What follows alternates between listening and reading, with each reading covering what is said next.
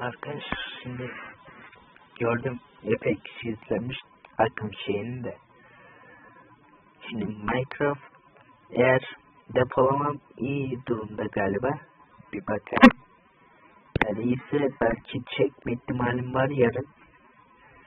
Yarın bir dakika bakayım bir. Depolamanın %98'i birazcık zor olabilir. Ama olsun. Şimdi çekme ihtimalim olacak. Haritaları şimdi size göstereceğim. Belki çekme ihtimalim var olanlar. Backrooms'u belki çekerim.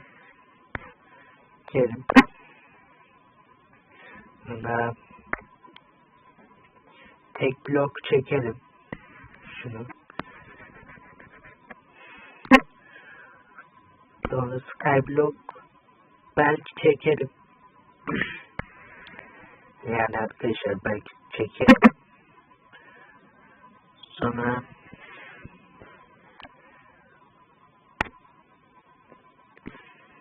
korku haritalarından sizin istediğiniz şeyinizi indirip yaparım. Trend olmaz çünkü arkadaşımda olduğu için. Popline Time'ı denedim. Çalışmıyor.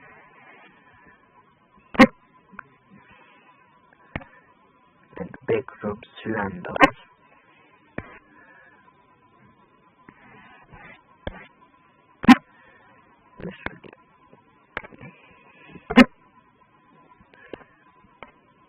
Arkadaşlar bir de şurada buraydı. Buradan belki çekme ihtimalim olanları göstereyim. Lucky Block şeyi. Senin zaman şurada. Öyle videolar var ya Minecraft'ta. Onlar. Hapishane kaçma hapisten. Bu. Yani fark etmez yani. Sizin seçtiğiniz haritaları ben indireceğim oyuna.